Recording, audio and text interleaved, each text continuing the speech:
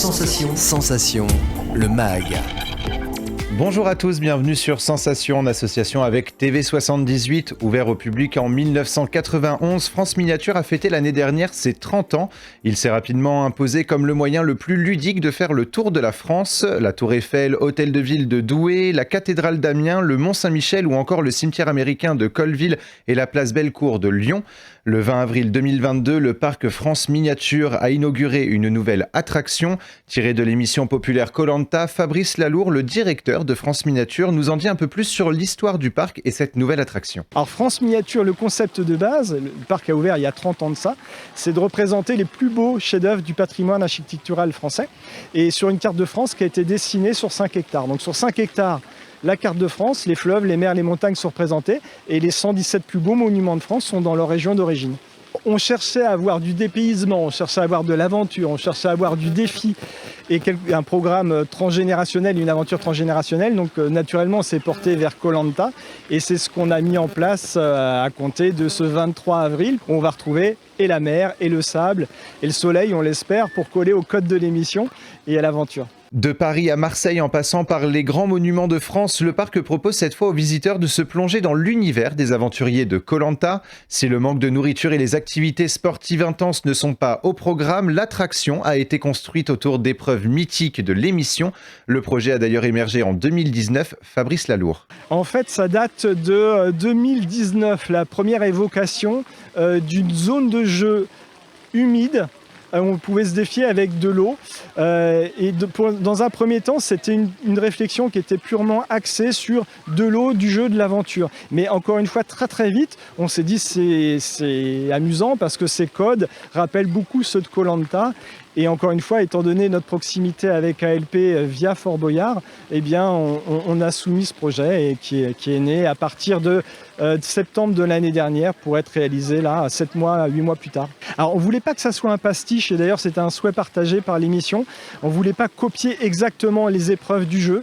On voulait vraiment avoir des symboles, avoir des repères, des marqueurs de l'émission. Donc, on va retrouver un photocall, on va être surélevé pour rappeler l'histoire des poteaux, évidemment, mais ça n'avait pas de sens de faire des vrais poteaux parce que la vraie difficulté c'est quand même de rester 4, 5, 6 heures dessus, donc on voyait mal nos visiteurs rester aussi longtemps sur les poteaux. Donc c'est une évocation, il y a évidemment la mer dans les grands marqueurs, il y a le sable, il y a le jeu d'eau. Et là, on va retrouver par exemple il va falloir constituer des équipes et le concept ça va être de sortir de cette zone sans être mouillé, ou le moins mouillé possible. Si on est mouillé, on est éliminé. Donc là, c'est là le concept base, et on va retrouver donc des zones d'eau avec des pistolets à eau pour essayer de s'arroser, des rideaux d'eau pour symboliser aussi les temps de l'émission où il passe des nuits sous les orages à subir la météo des tropicales. Donc on va trouver des rideaux d'eau, et on va trouver après des zones de jets d'eau qui vont de part et d'autre de la zone, et il faut essayer de les éviter, donc des zones d'évitement.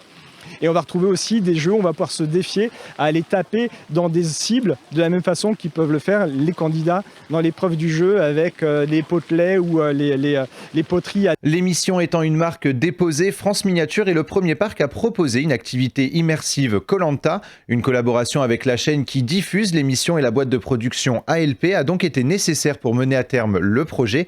Fabrice Lalour. Alors ça s'est passé en fait par une première rencontre il y a quelques années de cela, puisqu'en 2016 on avait déjà inauguré Fort Boyard et on les avait sollicités puisqu'on avait déjà le Fort Boyard, mais cette fois-ci en réduction en monument. Et on voulait créer une aventure aussi de défi et de partage en famille. Et l'expérience du jeu et de défi avec les maîtres du temps nous paraissait être une belle expérience à décliner sur France Miniature et qui rapprochait des monuments de France Miniature aussi. Donc c'était à la fois du ludique et à la fois rallié à la thématique de France Miniature. Donc cette première expérience en 2016 avait été fructueuse. Ils avaient, je crois, et je le sais, bien apprécié ce qu'on avait produit. Et on était resté en contact évidemment durant ces années à travers différents projets. Et celui-ci a mûri doucement, mais à la sortie de l'épisode Covid, on avait sur papier posé ce projet qui a été accepté une nouvelle fois par ALP et par TF1 pour pouvoir ouvrir cette zone de jeu.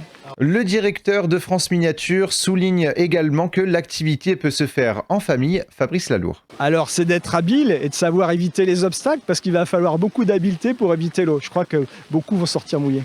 C'est pour tous les âges et on l'a pensé comme ça dès le départ. Donc on va retrouver des zones de sable où les tout petits pourront s'amuser à faire des jeux de sable.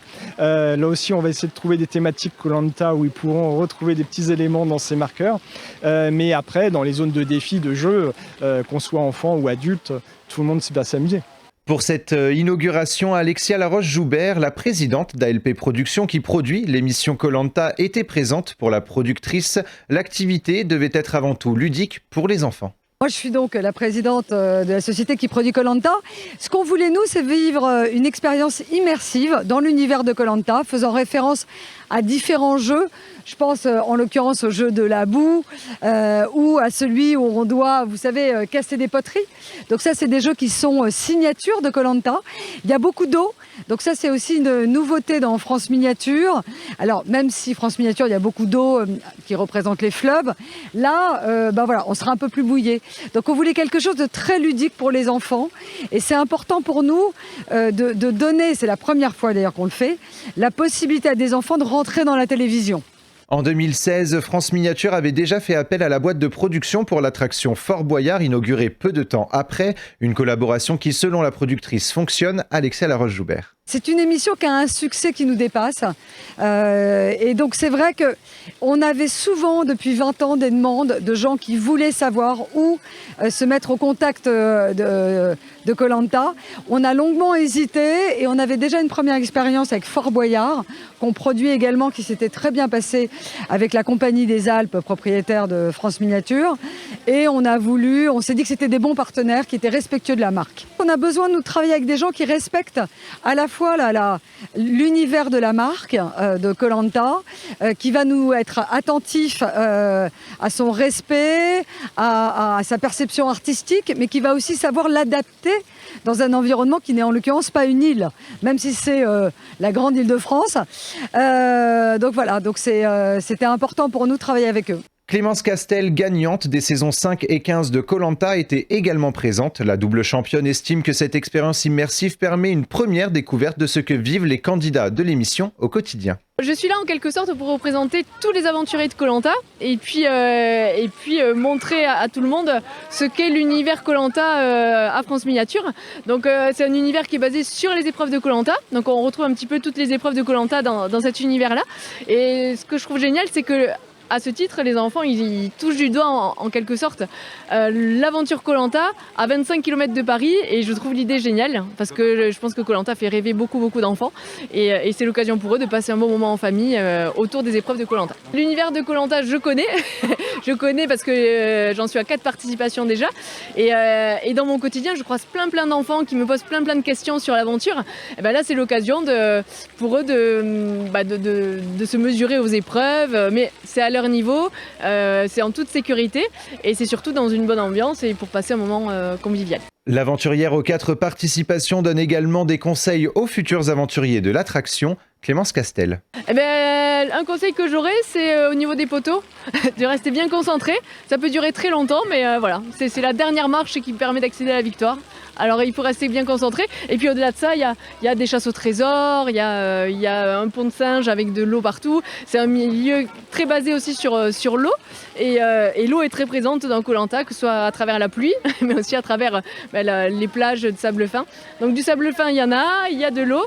Et voilà, il y a toute une structure en bois qui rappelle aussi les épreuves. Donc c'est super. C'est la fin de cette édition. Merci de nous avoir suivis. Je rappelle que l'attraction immersive Koh-Lanta a été inaugurée le 20 avril dernier pour une ouverture au public le 23 avril 2022.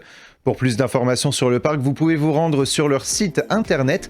Et pour revoir ou réécouter cette émission, rendez-vous sur notre site et application Radio Sensation.